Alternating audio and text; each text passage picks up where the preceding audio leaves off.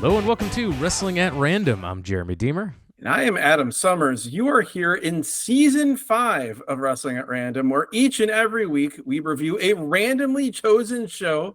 Here in Season 5, the theme is more wrestling than ever. Some 19,000 professional wrestling shows in the randomizer, probably upwards of 60,000 hours of professional wrestling available to be chosen at random. And this week, it's something I've been nagging the randomizer about, nagging you about to keep polling shows. I want this territory, want this promotion. We've had a bunch of them throughout the previous seasons, but not as many as you would think, and none so far in Season 5. We are back with ECW this week, and it is a pay-per-view from ECW, Hardcore Heaven 1997. Every time I spin the randomizer, my first text from Adam is ECW ? And me saying, not even close. Herb Abrams, UWF. So I don't know that I would say not even close. Spirit, when you think about what was happening backstage and substances involved, one walked so the other could run. And production values, I will bring up Herb Abrams pay-per-view later in this exact review here. I have it in my notes. I will bring it up later. But yeah, we spin the randomizer every week and pick something at random for us to watch this week. ECW Hardcore Heaven, the pay-per-view from August 17th, 1997. This was ECW's second pay-per-view event. And we were talking a little bit before we started recording. The hype around the second pay-per-view was pretty great. I know you were as pumped as I was. Well, yeah, if you think about ECW, barely legal, the first pay-per-view in company history, the insane amount of hype around that, the false starts going back to 1996 about them getting a pay-per-view and then that going away. It finally happened. It was a pretty universally praised show that just had so much energy from the ECW arena. And it really captured the spirit of ECW. So when the next pay-per-view rolled around, I know you and I, both living in the Chicago area, we didn't have ECW TV till the following summer. So this was your next chance to see ECW. And I know I was extremely hyped about the possibility of it coming off of Barely Legal. So before we get into this show, let's talk about what was going on in ECW just like the week before this show. Sabu captured the ECW title for the first time, beating Terry Funk in a barbed wire match on August 9th, so just a week prior. That barbed wire match, if you watched ECW for years afterward, even up until the very end on the syndicated show, they would have ads for Born to be Wired, the barbed wire match between Sabu and Terry Funk, where they legitimately were so entangled in the barbed wire that they had to be cut out. And if I'm not mistaken, you'll correct me if I'm wrong, Sabu was not planned to win the world title in that match, was he not? That is correct.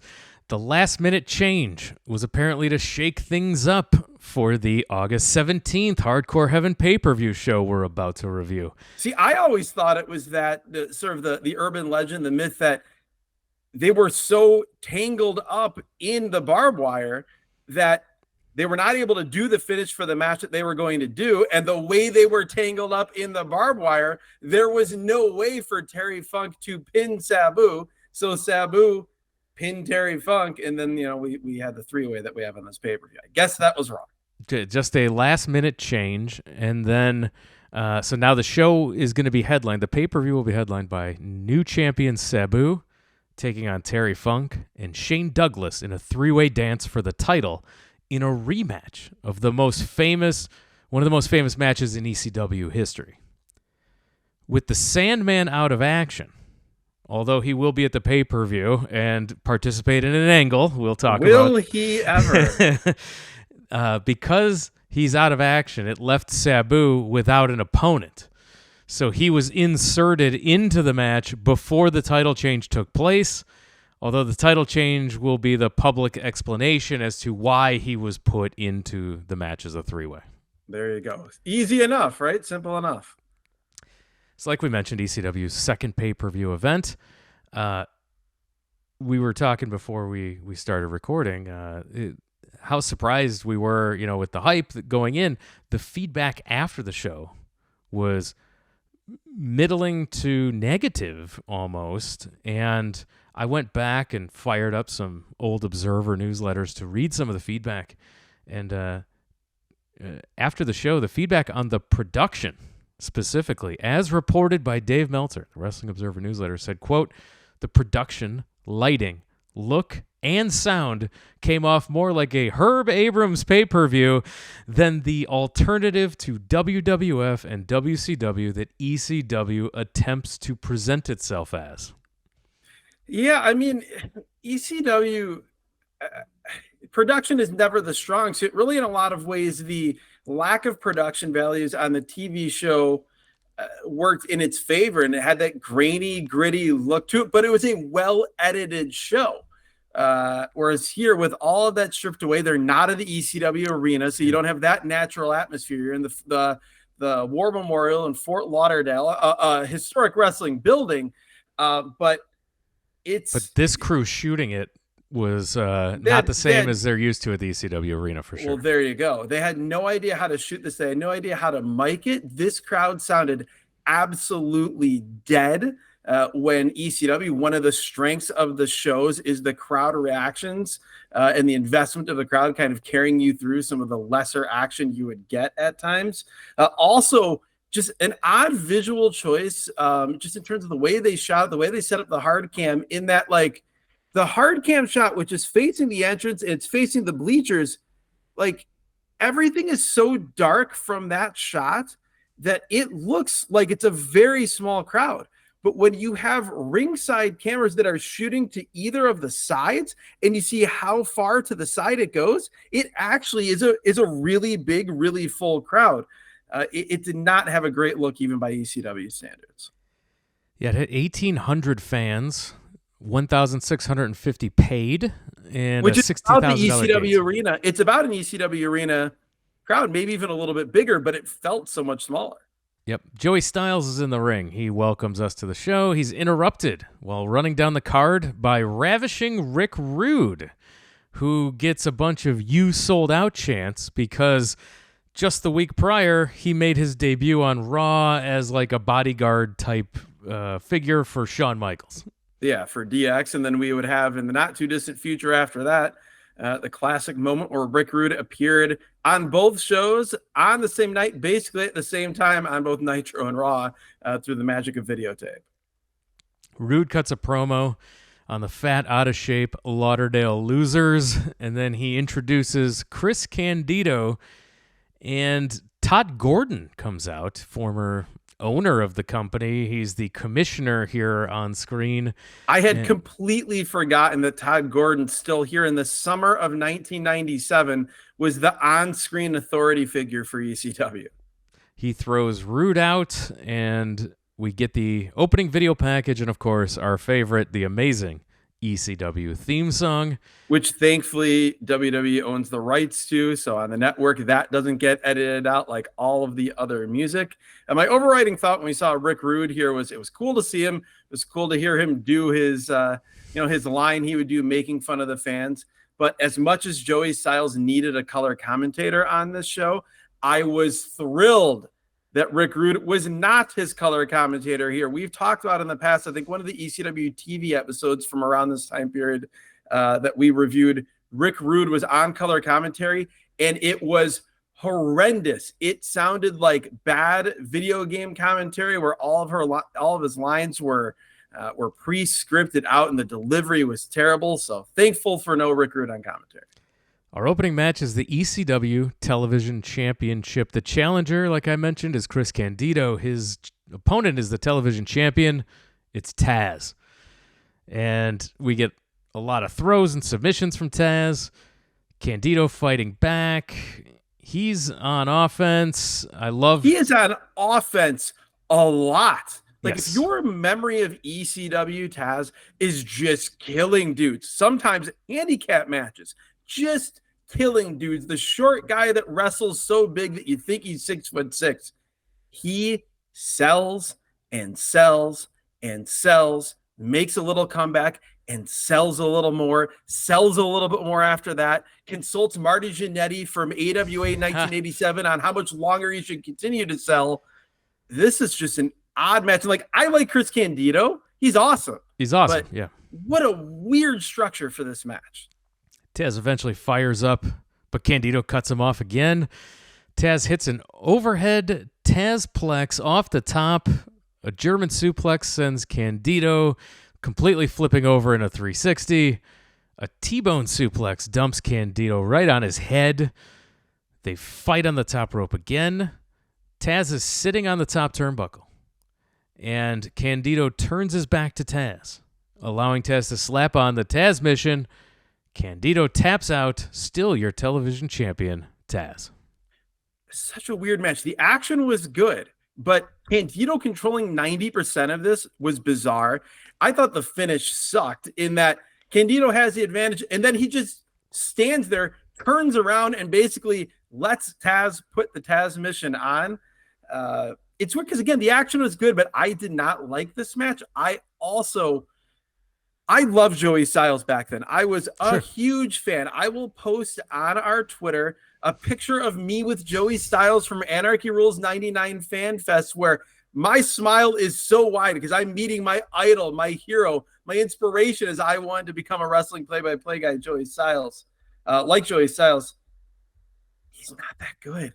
Outside of the taped shows, he's great on those, but on these pay-per-views where he has no net, he's not that great. He also says the word Hurricane Rana in the weirdest way. He says Huden Rana.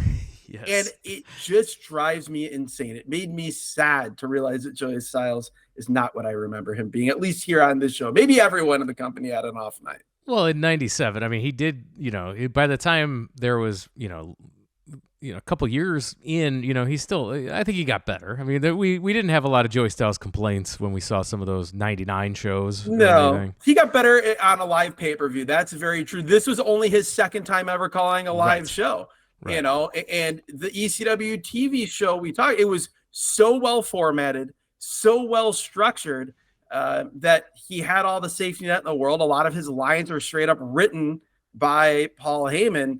And he thrived in that environment. But yeah, there was a learning curve for live, no nets, no color commentator for 2.5 hours, play-by-play. And it was there was a learning curve that he had not quite mastered just yet. Joey Styles shows us before they went on the air. The Insane Clown Posse showed up to perform. And such as they do to perform. Yeah, Fun fact about the Insane Clown Posse. Adam and I, in the year 2023, were at All Out. Oh, God. And we saw Juggalos at the AEW show. We saw a Juggalo and his girlfriend, and they were both in their Juggalo gear. Juggalo and Juggalette, and these were authentic. And they were legit as it gets. I was struggling. I'm like, are they ironically juggalos? No. And no, they were like dead serious. So then I'm like, but they're not old. And the Insane Clown Posse is on this show in 1997 we're reviewing.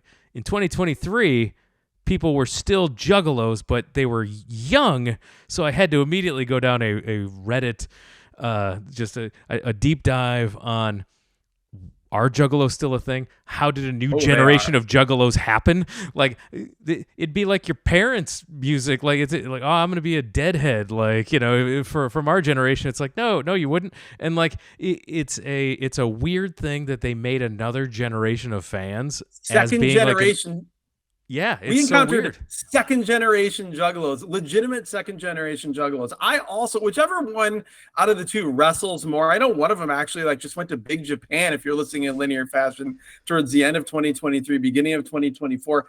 I saw one of them wrestle live in Midlothian, Illinois at IWA.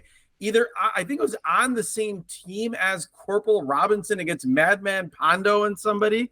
I experienced this in person.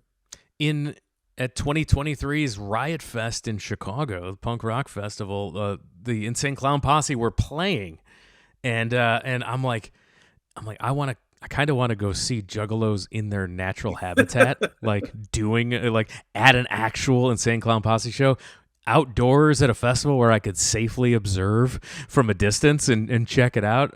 But unfortunately, I was there to see Mr. Bungle, who was playing at the exact same time, and I wasn't able to. I was didn't want to risk my great position for that I was at for the stage for Mr. Bungle to run over to observe juggalos in their natural habitat. The ultimate festival dilemma when you've got that great spot and there's something else you want to see. Yes. In this case, ironically, but still, what do? I think you chose wisely, though.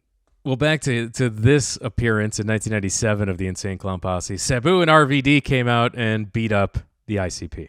Sabu in full suit, throwing chairs, flying body attacks, lots of whistling from one Bill Alfonso. This was quite the 1997 time capsule. Back to live action, it's Spike Dudley taking on Bam Bam Bigelow in a rematch where Spike Dudley pinned Bam Bam just a week beforehand, and so this was the guy coming off a big upset win, taking on the monster again. But man, this match just, the crowd wasn't buying it. They weren't as behind Spike Dudley as you'd assume somebody would be after like a little guy gets a big victory. It wasn't the case. Bigelow comes out, he's killing him. He's throwing him around, squashing him with an avalanche in the corner. Spike hits a bulldog, and the crowd's still dead. He comes off the top, but gets caught and murdered with a powerbomb. And then the crowd comes alive for the moment where Bigelow presses Spike over his head, and he gets a running start and throws Spike Dudley 3 or 4 rows deep into the crowd. You would see this clip in every ECW Open for the next 10 years. Yeah, this is the gift for this week's show. They did the same spot a week earlier at the ECW arena to much greater effect. I think that's probably the one they used more because the lighting was a little bit better and the crowd was better. The crowd surfed Spike Dudley around the building and back to the ring. It was, again, I think part of it is just the miking for this crowd was terrible because you can visually see people getting into it, but you can't hear them. It is a weird vibe throughout the show, though. Again, they're in Florida, which ECW go to from time to time. They were on the Sunshine Network, but you had like pockets of the hardcore ECW fans that were watching the TV. You had people who were ECW fans, but probably didn't get the TV. And then I'd say probably about half the people there were just wrestling fans, people wearing NWO shirts or Heart Foundation shirts that heard about ECW, but weren't really invested in the wrestlers. And so it just, in so many ways, it couldn't match the rabid vibe of Barely Legal. And it also, like, my take watching the main event, so much of it is that the previous week's show, the stuff that aired from the previous show, the ECW arena, was so much better than this pay-per-view. That's a great point. And yeah, if you're, like you mentioned, this is the gift for this week's show. You can see the gift by following us on all the social media platforms at Wrestle at Random. We're on X, Twitter, Blue Sky, Threads, Instagram, everywhere at Wrestle at Random. That there you can see the gift for this week's show. Every week we tell you a couple days before the new show drops what we're reviewing and what's going on in the bonus feed as well. We also have a gift for the bonus feed there at patreon.com/wrestling at random. That's where we have an extra episode every single week over in the bonus feed. Exclusive new content that you won't hear anywhere else. If you sign up at the Patreon or via Apple Podcasts, right in your Apple Podcast player. If you sign up for 1 month, it unlocks over 150 plus bonus episodes right now in all episodes you haven't heard, all for the price of 1 month. You can subscribe there and listen to all that great bonus content, stuff you wouldn't get over here in the free feed. We should also mention the YouTube channel, yes, which please.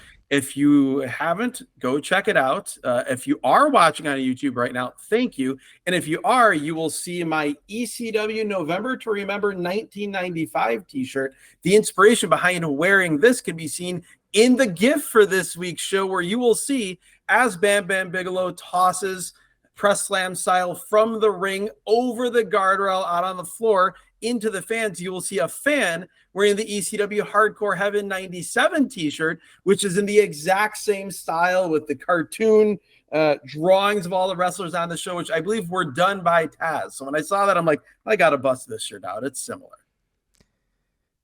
So we see clips of Sandman making the save for ICP earlier. Well, we should mention Bam Bam Bigelow won this match. Oh, he did. Yes. He killed Spike Dudley. Spike Dudley got destroyed. The highlight of this match, other than the press slam, is Bam Bam Bigelow immediately afterwards, as the crowd is trying to surf but fouling Spike Dudley, is Bam Bam Bigelow cartwheeling in the ring with glee because he's so proud of the pain damage that he inflicted on one Spike Dudley. So we go back to that earlier in the night footage. We see Sandman making the save for ICP, but Rob Van Dam beat him down. Sandman gets stretchered out and taken away in an ambulance. These chair throws, the amount of unprotected chair shots and the Sabu literal throws of the chair, not where you're holding it, but where he just throws it across the ring. My God, does that not age well from a concussion standpoint? Ring announcer says, and I quote, "This match is contested by Monday Night Wrestling." Yes, I noted this as well. Joey Styles then kind of corrects him and says Monday Night Wrestling rules. Which, not explained. I'd like to know. I'm a stickler for rules. If you're going to tell me we're under different rules, I need to know what they are. And all I heard was Monday Night Wrestling rules. What? Well, I love that first he just said contested by Monday Night Wrestling. Like, WCW and the WWF joined forces to present this upcoming match as a joint sponsorship deal. Bob Ortiz, not a particularly good ring announcer, and it makes me sad to say that. I actually think Steven DeAngelis, who would do a lot of their New York shows, was a better ring announcer than Bob Ortiz. This match is Rob Van Dam with Bill Alfonso taking on Al Snow. Al Snow is with ECW as a regular at this point, even though he's under contract to the WWF as part of the two companies' new working arrangement. Yeah, we would see that also happen with Too Cold Scorpio under contract as Flash Funk, but working ECW again as Too Cold Scorpio. Also sort of under the table when Just Incredible debuted. It was sort of that same thing. The transition from him as Aldo Montoya to Just Incredible kind of took place under that same purview. They mentioned, Joey Styles mentions that in the WWF, Al Snow is thrown in Marty Jannetty's gear and is called Leaf Cassidy, but here he's a wrestler. This will be a purist dream match. He also says that Al Snow is a black belt in jiu-jitsu and Kempo karate. I call shenanigans. I feel like this may be that Al Snow owns a belt that is black and he has done jiu-jitsu and karate. I believe the karate thing might at least be closer to true. I refuse to believe that Al Snow is a black belt in Brazilian jiu-jitsu. I know he did accompany Dan Severn to an early UFC and hold Dan Severn's NWA world title while in the corner, but I refuse to believe he's a jiu-jitsu black belt. Van Dam with big moves, somersault dive over the top to the floor. RVD and Snow, they're fighting on the top, and RVD shoves him off, comes off the top with a side kick to the face for a 2 count. I'm distracted by Joey Styles calling what is just your garden variety wheelbarrow suplex. He says it's a wheelbarrow suplex, or as it's known in Japan, an ocean cyclone suplex. Nope. He hits at least he didn't call it a tiger driver. Oh, he does later. There's a point where there is a sit-out power bomb where a double underhook is not involved, and he calls it a tiger bomb, which isn't a thing. He does it also wouldn't even be right if he called it a tiger driver, because that would be a double underhook. The most consistent thing with Joey is his miscalling a tiger bomb, tiger driver when it's just a sit-up power bomb or a liger bomb. Van Dam hits the 5-star frog splash for 2. Snow with a comeback. He hits a Northern Lights bomb for a 2 count. This is hilarious because it's like the 5-star frog splash. You get deeper into late 97 into 98, and that's the most unbeatable finisher in ECW, maybe in all professional wrestling. Here, it's just a move for RVD, even though it's every bit as good as it would be as his finisher. And then you see moments later, Al Snow hit the Northern Lights bomb, the snowplow, which would be his unbeatable finisher, one of the big finishers in ECW. But here, it's just a near fall. That's exactly what I was going to say. It was not called a finish or anything, but no. It was a well executed, really good look at Northern Lights bomb. Should have been it absolutely should have been his finisher going forward. I'm glad he chose it. They fight outside. Back inside, RVD tosses the chair to Snow. He catches it, gets hit with the Van Daminator with a sidekick to the chair, kicking it in Snow's face, and RVD is your winner. We also had RVD hitting a standing moonsault that Joey called a backflip splash. I'm like, wow, you love giving like these flowery names for moves. I can't believe you didn't call it a standing moonsault. And then a minute later, Al Snow hits the worst standing moonsault you've ever seen. It is atrocious. It is the standing moonsault of Davey Boy Smith sharpshooters. Speaking of atrocious, Lance Wright is reporting from, quote, the Extreme Chopper, a helicopter. I have forgotten about Lance Wright, who is somehow more useless than Judge Jeff Jones. I can't believe he doesn't run AEW social media, by the way. So the Extreme Chopper is following an ambulance that has the Sandman in it. And I can't... We'll come back to it in a minute. Why? Why is there an Extreme Chopper? It's the dumbest thing ever. You also have Joey trying to act like this is live, pitching it to taped Lance Wright in this chopper, trying to act like it's live. Oh, Lance Wright should be not acting. Also, not a good actor. Oh my God. Whatever it is that Lance Wright was supposed to be doing here, he was not doing it well. He also does not have a great command of the English language, as they're getting towards the end of this, and he says, "We will keep the fans acute." Yes, he will.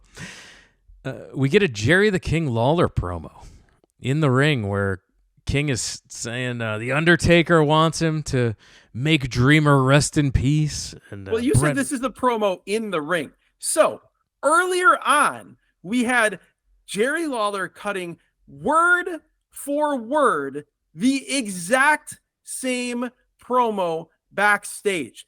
Exact same promo that you're about to read. We had this twice.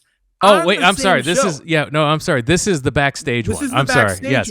They are literally exactly the same. So like that's why I have it twice in my notes, and I was getting it confused. Later we will have in the ring. This is the backstage Terrible version. Quality control. The exact same promo backstage. We should also just briefly mention the whole point of the Extreme Chopper was that the Sandman, while being taken to the hospital, commandeered the ambulance and was trying to find his way back to the Fort Lauderdale War Memorial, but he's the Sandman. He's concussed and he's drunk, so he can't find his way back.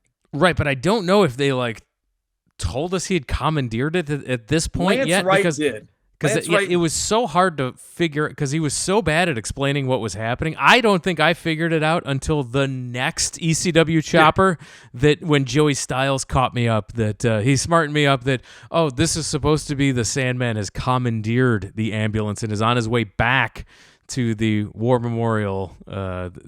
So, yeah. I don't blame you. Lance Wright did a terrible job of explaining a horrendous story.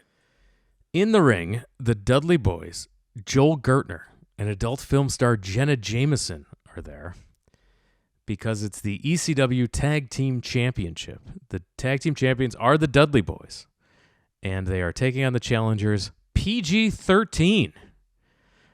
Lots of comedy spots and wackiness. PG-13, hits a big dive towards the end.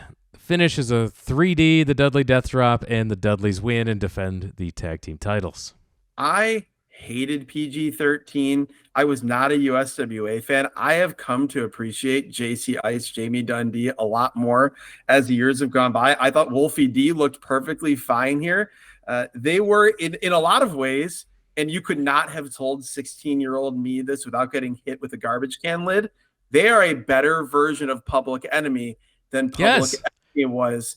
That being said, they hit the worst, most awkward version of a heart attack clothesline that you have ever seen in your life. Joey Styles says, "Nice," afterward. He did not sound sincere. He better not have been sincere. But I enjoyed PG-13 here. They should have gotten more of an ECW run than they did. They were fine. And I will always say that I like anybody better than Public Enemy. And so PG-13, 100%, way better than Public Enemy. Lance Wright still following the Sandman's ambulance from the Extreme Chopper. We're told that Sandman made a beer and smokes run, and that's why he hasn't made it back to the arena yet as well. At the gas station. I also love that he commandeered an ambulance. No cops have been called. This Extreme Chopper, like, shouldn't be a police chopper up there trying to catch him. Also extremely distracting. Lance Wright has the exact same voice as Matt Stryker. In the ring, Jerry the King Lawler cuts the same promo that he did backstage, and he has the mic and also says, September 7th, the WWF has a pay-per-view called Ground Zero. You will see real superstars on that pay-per-view. While you're describing what's about to happen, I need to look up the Ground Zero pay-per-view and see if that was a better show than this. Because again, in 1997, there is no chance I would have believed that a WWF pay-per-view would have been better than an ECW pay-per-view, given where my fandom was. But this show... Take a look at it while I recap how Jerry the King Lawler does the exact same promo. The Undertaker told him to give Tommy Dreamer a tombstone piledriver. Bret Hart said he'd be honored if the King finishes Dreamer off with a sharpshooter. And Stone Cold Steve Austin told him to open a can of whoop-ass on Tommy Dreamer. And this match is Jerry the King Lawler versus Tommy Dreamer. And I feel like this would have had an insane amount of heat in the ECW arena.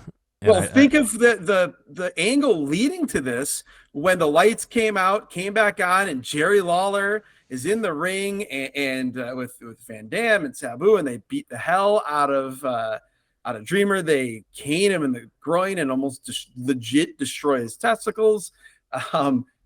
Thermonuclear heat. Unbelievable. So I'm sure they expected or hoped for something at least close to it here.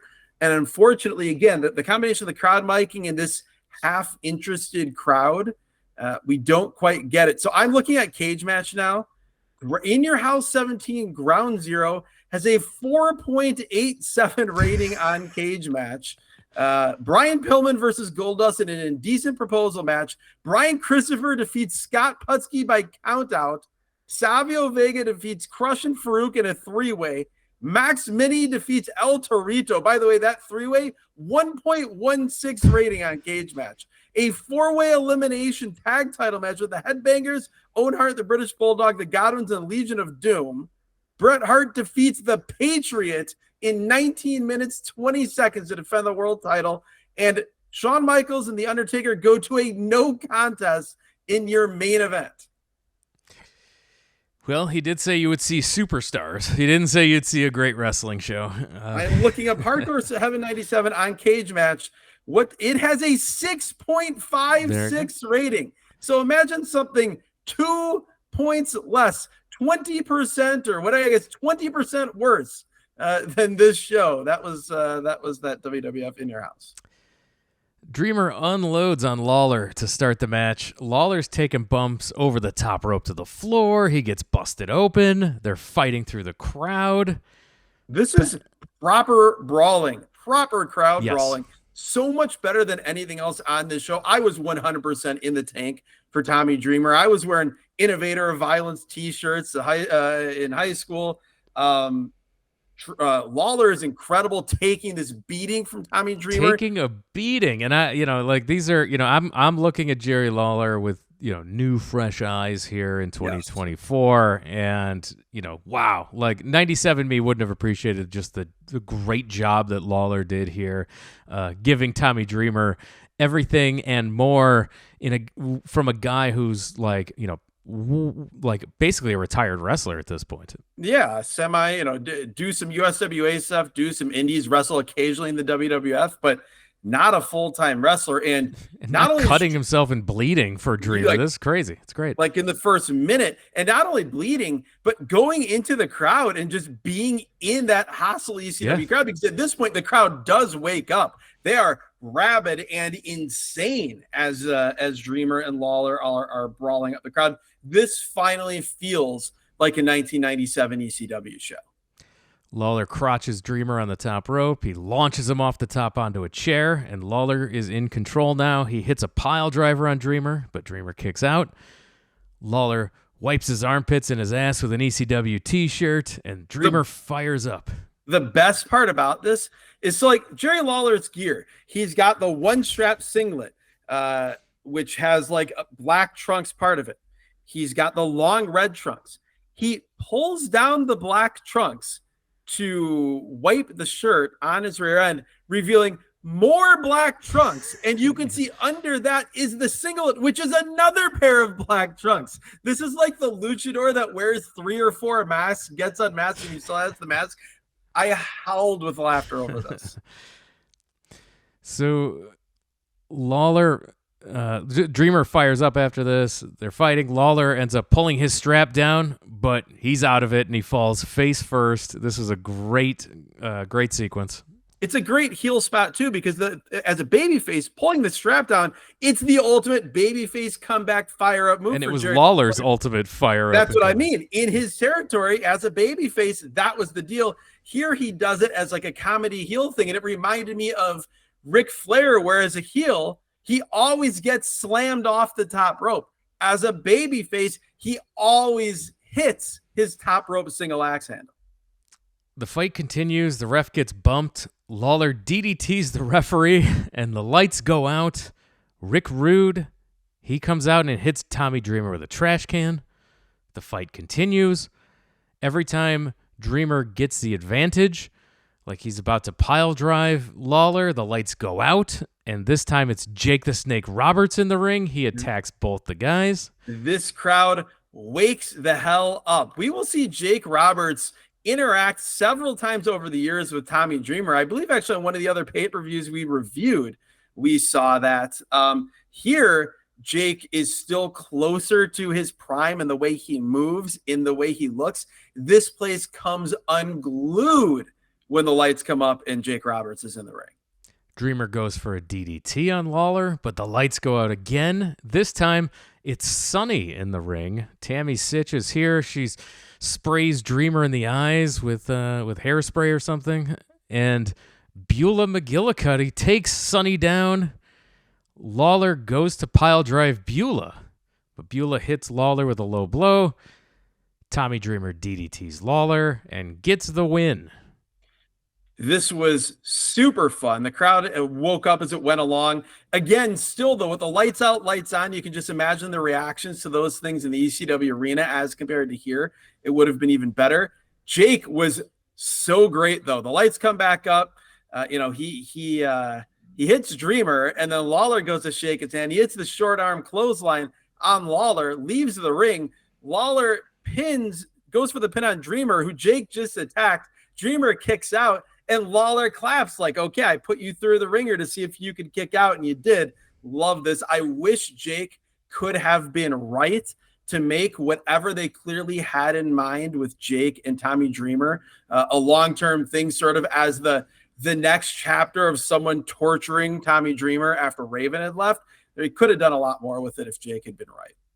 Apparently, Paul Heyman was frantically calling WWF at the last minute, trying to get the okay to use Sunny, because his original plan was for Jake the Snake Roberts to be the ultimate surprise. But then Roberts arrived so late that they were afraid he wasn't going to get there, and they changed the plans to be Sunny. And then Jake actually arrived, so they were able to do both. So they got an extra light turned on. So I guess, yes, Sonny would have been there anyway with Chris Candido, but Yeah, they not just on needed camera, permission. and they were able Yeah. to make it happen. So let's get back to it. We see clips from '94, the night the line was crossed, the rematch that we'll see later, the famous match between the same three guys in our main event. A three-way dance as it was described. But then as Joey Styles explains what happened in 1994 and says that, I believe it was Terry Funk had a bye, this basically, that first three-way dance was much closer to a triangle match like we saw, I believe, at Fall Brawl 94, one of the 94 pay-per-views with Sting, Vader, and the Guardian Angel, where it was like each guy wrestled each guy. Here, this is a elimination-style three-way dance, which we'll get into it. We always say how much we prefer elimination three-way dances. This match had me questioning that. The chopper sees Sandman in the ambulance, finally arriving at the arena. The police are swarming Sandman in the parking lot because, he commandeered an ambulance. And we go to the ring for our main event. The ECW World Championship in a three-way dance, which we mentioned is an elimination-style three-way match. Shane Douglas with Francine taking on Terry Funk and the ECW champion Sabu with his manager Bill Alfonso. Funk starts the match. Before we get that, we need to briefly mention the chasm between some guys' knockoff music on the WWE Network and others. I was wondering if we were going to mention this. Spike Dudley's Highway to Hell knockoff, incredible. Tommy Dreamer's Man in the Box knockoff, incredible. These are like DDP WCW entrance music tier. Here is WWE Network overdubs. Then we have Shane Douglas here with some music that does not fit him at all. No. Terry Funk's knockoff, the worst Johnny Cash ripoff guy you've ever heard, sing about Ride Stallion, Ride, they Horrible. got me on the run. Horrendous. And then Sabu apparently on this show came out with no entrance music. I was shocked they didn't overdub his entrance music from the ECW CD, because that's what they used for Taz earlier on. Taz's entrance music, they overdubbed from the ECW CD that would come out like a year or two later, and that worked great. Very odd, very uneven usage in the dub music. And we'll get to New Jack's theme song a little bit later. Oh, boy. Another horrible Mount Rushmore of horrible overdubs. But it's so horrible that it may have crossed the threshold to being great. I can't get it out of my head. Every time we review an ECW show that has New Jack's In the Ghetto overdub of Gangsta's Paradise, it is in my head for days. So Funk starts this match by leaving the ring, saying, "You two have it out. I'll wait." This is tremendous strategy in a three-way elimination match. When you don't have first pin wins, I'm all for the strategy. Both the guys are like, wait, that is a good strategy as well. So they team up and go after Funk, brawling outside the ring, double teaming Terry Funk, trying to eliminate him first. I forgot how annoying Bill Alfonso's whistle is at this point. Ugh. The funny thing is, watching this in real time, like I remember, it never bothered me. I barely ever, I knew he was doing it, but it didn't register. It wasn't distracting. Here, as a 42-year-old man, yes. Oh my God. It's right there with fan shot, shaky camera stuff that we just can't handle. Oh my God, horrible. Funk is taking a beating in this match, but he keeps kicking out at 2. Sabu covers Funk, and Douglas hits Sabu in the back with a chair. Funk. Well, this is so we have the whole time Sabu and Shane Douglas early on are working together on Terry Funk after Terry Funk refuses the offer of cold hard cash from Francine pre-match to work with Shane Douglas. And then I guess abandoning that strategy, it seems like a terrible move, could just let Terry Funk get pinned. Shane instead decides to waffle Sabu with the chair. We have throughout this match the like shifting alliances of guys working with each other and then interrupting the pins for no reason. Like three-way, like athletic three-way dances. Like I think back to Super Crazy Tajiri, Little Guido, that our elimination style are awesome. But if you're going to do this style of three-way match, I have come to the conclusion that it absolutely needs to be first elimination. First pinfall, that's it. This was extremely tedious when it didn't need to be. Yeah, the strategy was Funk was so hurt after all the double teaming that Douglas saw an opening and took it to try to hit Sabu with his chair so that it was a good time to attack him and try to get the quick pin on Sabu. It's an idiotic strategy because Absolutely. all they would have had to do is let the ref count one more, let Terry Funk be eliminated, then waffle Sabu with the chair while he is still covering Funk as the cover ends. Terry Funk is then eliminated, and you have hurt Sabu. Ugh, did not like this. Sabu knocks Douglas outside. Sabu jumps off a chair onto the top rope and dives onto Douglas in the front row of fans. Funk gets knocked outside. Sabu with a moonsault off the middle rope to the floor. This is Sabu doing Sabu things all at ringside here. Always super fun. Also, it was noteworthy. I love to know the story on the hard camera side, meaning not the side the hard camera is facing, where the hard camera is. There's only like 2 rows of fans. It's just like 2 rows of chairs. That's all there is. The entire first row are fans from Japan. I want to know everything about their trip. They are incredible, enjoying their ECW action. I assume these are FMW fans on a fan exchange. Remember ECW used to go to FMW and tape a week or 2 of TV? They are so fun. From the reports, a lot of the fans were heckling and not accommodating to the Japanese spectators, unfortunately. Chanting USA at them and doing some of it. That is depressing and sadly not at all surprising for 1997 ECW fans. It was not great. So all 3 men are back in the ring. Funk sets up a couple of chairs, and Funk and Douglas do like a double team hangman's neck breaker on Sabu across the chairs. This was brutal. It was brutal. It was also great because Shane Douglas snuck behind. Terry Funk does not even see that Shane Douglas is picking Sabu up to have him elevated as Funk is going to hit that neck breaker on the chairs. It was one of those like, I'm a heel, and so I'm just going to do something heelish, even though I don't need to, things that we always love. Just being a bad person for the sake of being a bad person. Funk throws awesome punches at Douglas until Sabu hits everyone in the head with chair shots. Funk keeps coming at him. He won't go down. Douglas gets Funk down, and he tries to put on Funk's own spinning toe hold. All 3 are fighting again. Funk ends up pile driving Sabu for a 2 count. Douglas throws part of a guardrail into the ring, and Sabu sets it up in the corner. He takes the long walk back to get the guardrail. I love, like, you forget, like, yeah, Francine was a valet, but Francine was every bit of Bill Alfonso in terms of helping Shane Douglas get and set up and secure plunder. She was doing work throughout this match. So the guardrail is set up in the corner, and Douglas is the one who gets thrown into it. He gets backdropped onto it.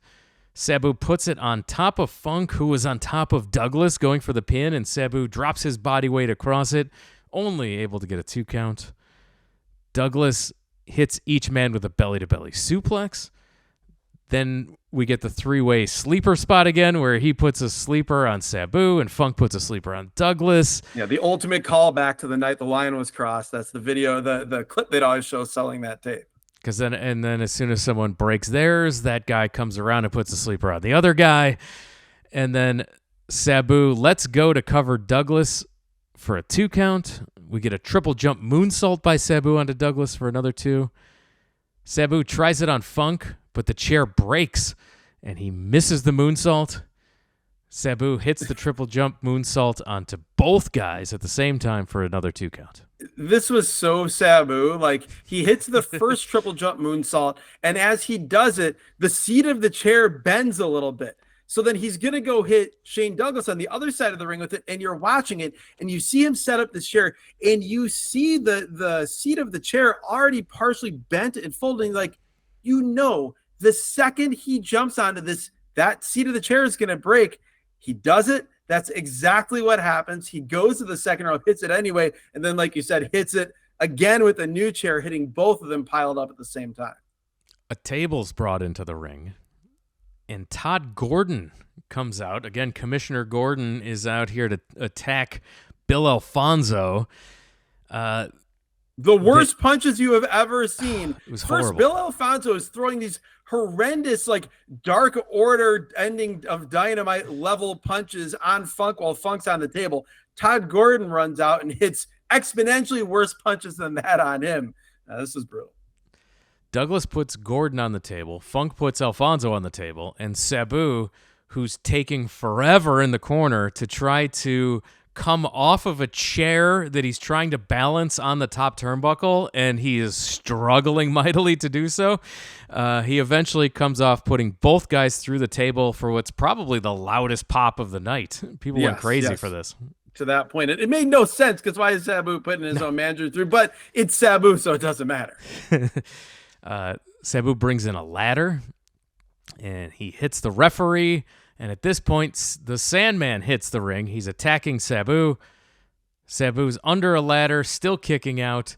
Security is here to swarm the Sandman and take him away. Funk and Dreamer take this opportunity to roll up Sabu, and they get the pin. Sabu is eliminated, but he makes sure to do a springboard off the top onto Sandman and the security, wiping out everybody on the floor on his way out. The security. They were trying to convince us that they were actual police officers, but they're obviously trainees, wrestlers. But still, Sandman coming out, great pop. Kind of crazy that, like, Sandman, like, when was the last time you saw Sandman make an appearance on ECW without Enter Sandman? Or obviously here it would be overdubbed, but he just comes out. He's out for like 30 seconds. And then, like you said, Sabu hits him with the big dive. They get dragged to the back. And now we're finally down to a one-on-one match between Shane Douglas and Terry Funk. And honestly, I didn't expect this going in, because I love Sabu. This match got so much better here for the rest of it, where it was just Terry Funk and Shane Douglas. One thing positive I will say about the three guys together is in this style, they're not, like, the way that three-way matches have evolved. It's throw out one guy, two guys wrestle. No mercy style. Yes, and then throw out one of the guys, and then two guys wrestle. Here, three guys were wrestling. The entire time. The entire time. Sometimes working together, sometimes not. But no, that's a very good point. Like, it did not feel like, oh shit, we booked a three-way match, but we don't really know how to work it, so we got to get guys in and out. Like, this was a three-way match that was a three-way match. It's just how three-ways have evolved. Yes. It's just like it's multiple guys doing a one-on-one match versus here it was three guys fighting. Which is surprising when you think of, like, the creativity in modern wrestling. You think guys would absolutely sink their teeth and salivate over the idea of, three-way spots, but it's just not the way it works now. So Funk and Douglas here. Douglas is rocking Funk with punches. He won't go down. They're trading shots. Douglas hits a belly-to-belly, but Funk kicks out. Joey says no one has ever kicked out of Shane Douglas's belly-to-belly suplex. And that seemed ridiculous in 1997 for just a belly-to-belly to be a finisher. It feels so much more absurd here in 2024. No, and when you think about it, I mean, like, this was what was that? That was 86 or 87 when Douglas was in the NWA, and Magnum TA taught Douglas the belly-to-belly suplex. Like, that's 10 years at this point. And they don't mention that at all, like why the belly-to-belly is devastating, any of it's just like... Well, especially in ECW, where ECW. Like, we see men nearly die 5 times a match. The idea that just a belly-to-belly suplex was a finisher, it never made any sense to me. So, pile driver by Douglas. Francine is in. She's slapping Funk. And Dory Funk Jr., another surprise, Yes! hits the ring and attacks Douglas. And I'm like, is this the youngest I've seen Dory Funk Jr. ever look here in 1997? He looks way younger than in the 70s when we saw Dory Funk Jr. I guess it's just by comparison to so many of the appearance of so many of the people in ECW, I guess, on the show. Dory gets a huge pop. These are Florida wrestling fans, a lot of them that remember Dory. People go nuts for Dory. He throws great European uppercuts, chases Francine off, and we're still going. Funk goes for the toe hold, but gets kicked off. They're fighting on the apron. Funk and Douglas both go through the table on the outside. Awkward and unsatisfying table bump. They had this table set up. They had people thinking it was going to be something, and it was just basically like Funk has him in a waist lock and kind of half atomic drops him off through the table. Everyone loves Terry Funk. Everyone respects Terry Funk. So no one was going to boo this, even a 97 ECW crowd. But you can just hear kind of the groans of like, oh, that happened. Back inside, another belly-to-belly for a 2 count. We're getting loud Terry chants. Another belly-to-belly, still a 2 count. Goes for a third one, a small package counter by Funk for a great near fall. This was tremendous. Douglas then hits another belly-to-belly, and this time he gets the 3 count. New ECW champion, the crowning of a new era in ECW, a long title run to come here for the new champion, the franchise, Shane Douglas. As Joey Siles points out, the first ever ECW champion, Shane Douglas, is now, in terms of being the Extreme Championship Wrestling champion, through the NWA belt down, said he was the ECW champion. Here he's won it again, but that's not the end of the show. Joel Gertner gets in the ring, references his time as Shane Douglas's personal ring announcer, and says that Shane Douglas should kick Bam Bam Bigelow and Chris Candido, the triple threat, to the curb and join the Triple Crown, all champions, Shane Douglas and the Dudleys. We have Bam Bam Bigelow and Chris Candido come out. Everyone starts to brawl. The locker room empties. The Dudleys beat down everyone, including Terry Funk, until Balls and Axel come out. They start killing these dudes with unprotected chair shots. The Dudleys regain the advantage, and then we hear not Gangsta's Paradise, but the song that will never leave my brain, In the Ghetto. The horrible overdubbed In the Ghetto song from New Jack, and he comes out with Cronus. They hit the ring. The Gangstanators. Perry Saturn shows up. He's got one leg. The other one's got just a gigantic knee brace on it. He does a flying elbow off the top rope, which is insane. And then even Gertner gets attacked at the end of this. This was the chaotic feeling that you loved from ECW. They were able to capture it here at the end. This was a strong finish to a show that was less satisfying, I'd say. Very much less satisfying. It did, other than the Dreamer Lawler match and this post-match thing at the end of the show, nothing really felt all that much like ECW. I do have to, by the way, give credit to the people who do the dubbing at the network, because when they do the In the Ghetto thing, they put that over the top. It takes away all the ambient sound in ring, the sound of guys hitting the mat, or chair shots, or cane shots, or cookie sheet shots. They dubbed in chair shot sounds and garbage can sounds and guys taking bump sounds so that it would seem like you were actually still hearing the action. I appreciate the attention to detail, but yeah, this show was fine, but it was not satisfying. It really kind of killed the momentum of what you had at Barely Legal. And like I said, to me, what it made me feel like at the time, and even more so here, was that ECW was a great TV company.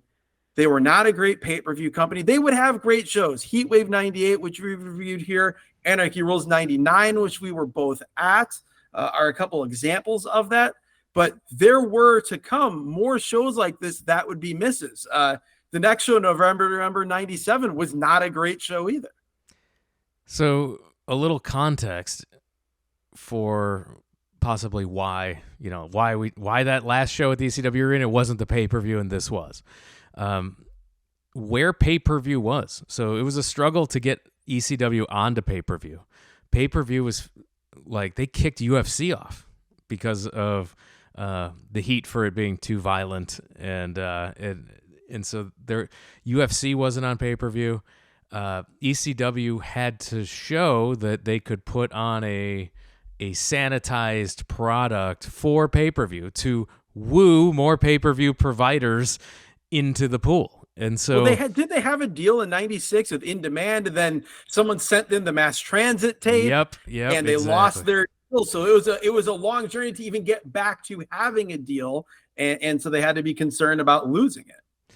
Yeah, so basically Heyman felt that he had to be careful when it came to what aired on television, since they were under the gun with many cable companies to back up their claim that they were no different than the other wrestling groups on pay-per-view, thus pulling back the camera shots from the blood a la WCW, cutting back on swearing so as not to give whomever his enemies are ammunition to hurt future events, and to get over the hump with Viewers' Choice pay-per-view and some of the other companies that to this point are refusing to carry the show.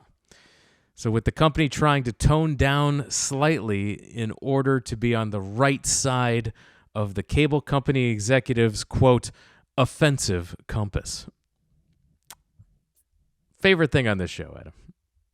Well, I guess ECW actually getting back on pay-per-view made me happy. But I mean, honestly, like, it makes me sad. Like, I was thinking about this as we were reviewing the show, and it makes me so sad because I'm always hoping for ECW stuff. And I was thinking, God damn, where are you going to get ECW? I mean, there's not a ton. I mean, really, to me, it's probably Lawler, Dreamer, and again, talk about 2024 versus how I felt in 1997. The highlight of this show is the performance of Jerry Lawler, and I loved when Joey Styles called out the hypocrisy of the Jerry Lawler character, calling it extremely crappy wrestling, when Jerry Lawler, as Joey Styles says, was doing barbed wire matches in Memphis, got run over by Eddie Gilbert in a car in Memphis. Jerry Lawler, to me, was the highlight of this show. Yeah, and it's funny, reading the reviews, people hated that match.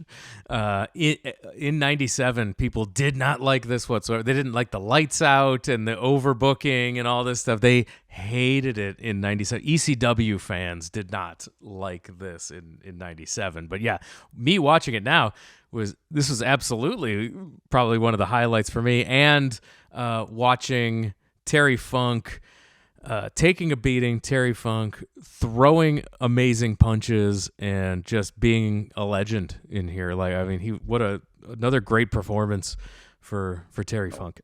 Terry's incredible, and the punches, and you look at like his punches versus the lame Shane Douglas punches. Like, he always stands out, and you think of how many times we've seen him on this podcast in so many different forms, so many different promotions, so many different eras, so many different seasons of his career. He is always, always, always a highlight. I was amused when Joey Styles said that Terry Funk is planning on retiring. He's going to wrap up his career at the end of 1997. And the worst thing on this show is Lance Wright and the ambulance segment. The Extreme Chopper. The Extreme Chopper was awful. One of the worst things. I'm surprised that hasn't made some of the Wrestle Crap lists, because it was real bad. It was terrible. And it was not only terrible, but it was like the idea of ECW having a news helicopter is a terrible thought. And then it's horrible in execution in terms of how it's done. And then Lance Wright's performance doing this is horrendous as well. There's no redeeming value about the Extreme Chopper, anything with that story. There was so much on this show that was ECW trying to fly by the seat of their pants. A lot of times that would work for ECW. It failed in a lot of ways here on this show. And with that, we're going to wrap it up. We're going to call it a podcast. This was great. Remember, if you can't support the show via the Patreon, you're not interested right now in all that additional bonus content. We understand in these times. You can continue to support the show by following us on all the social medias I talked about earlier, at Wrestle at Random, and by telling your wrestling fan friends about the show. That really helps us Continue to spread the word. Please, other wrestling fans, no wrestling fans, keep telling them about the show. As people discover the show and come on board, they're always like, holy cow, how did I not know about this? It's because your friends let you down. They didn't tell you about it sooner. So hopefully you're out there telling your wrestling fan friends about the show. And with that, we're going to wrap it up. Adam, thank you for joining us. Thank you, Jeremy. I will say thank you, randomizer. But again, the randomizer giveth and it taketh away. It gave me ECW, but it gave me ECW Hardcore Hub in 1997. Thanks again, everyone, for listening, and we'll talk to you again next time.